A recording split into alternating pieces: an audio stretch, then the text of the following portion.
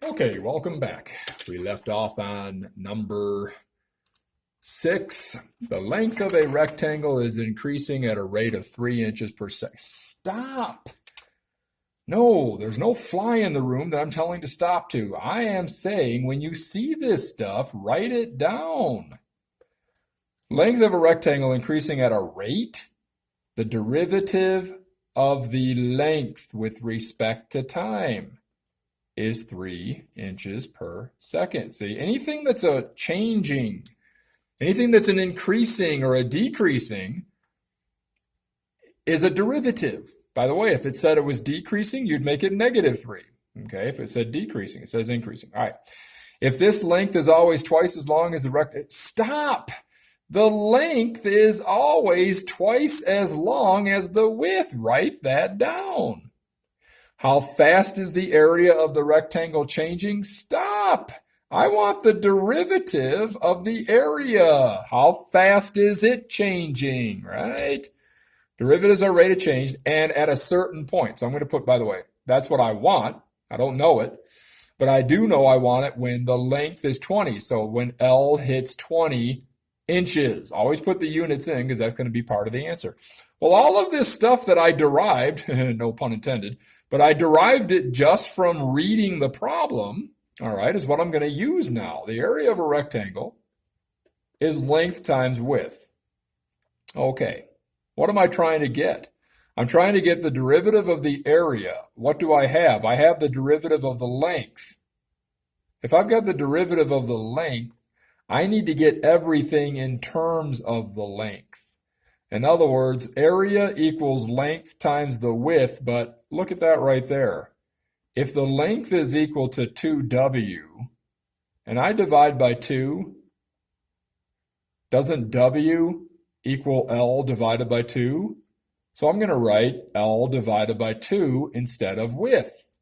Because if I get everything in terms of length and I do a derivative, which is what I'm going to have to do anyway if I want the derivative of the area, but if I do a derivative, I can use the derivative of the length, not the derivative of the width.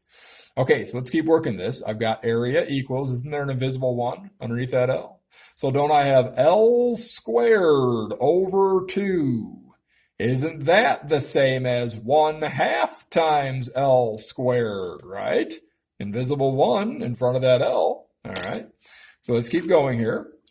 I've got it all down now to an area where it's in one dimension, okay, the dimension of just the length. So find the derivative. Take the derivative of the area and take the derivative of the 1/2 L squared with respect to time. Who is not affected by the derivative? The constants. So I've got the derivative with respect to time of the area equal to 1/2 times the derivative with respect to time of L squared.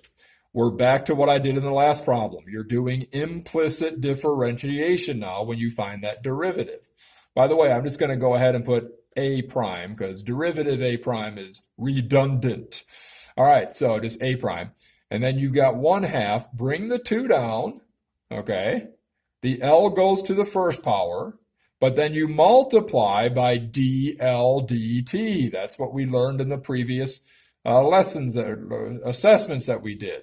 So I got the derivative of the area. What's half of 2? 1, right? 1/2 times 2 is just 1, times the length, times the derivative of the length with respect to time, and it looks like we're almost done because A prime equals L dl dt, and don't I already know dl dt? Right up there at the top, dl dt was 3 inches per second. So let's make a substitution. Let's make another substitution. We can put L as just 20 now, okay? So we're going to have the derivative of our area equal to an L of 20 inches. How about putting it over 1? Yeah, we can do that. And the derivative of L up here is 3 inches per second. Okay, so what's my final answer? The area is changing at a rate of 60 inches squared per second. Inches, inches. That makes inches squared, and that makes sense because what is an area always in terms of? Square inches or square feet or something like that. Okay, so work on, I would recommend getting the old practice test out, okay? I gave you a practice test on it. Get that one out and redo all those again. I'm going to also send you links to the related rates videos that many of you didn't watch. Okay, watch them again, do the homework, because here's the deal. I might fool you. In fact, I'm going to tell you right now, I will. The last question on the test is not going to be about this. It's going to be about some other geometric shape. You just got to know how to apply all this, class. It's not going to be exactly the same, but if you do stuff like this and stuff like this, you'll be successful. And if you practice some of the homework problems, okay, on the related rates questions, that will probably help you as well. Well, it will help you because you'll probably see some of the same questions you might see tomorrow or when I send you the test. All right, have a good night.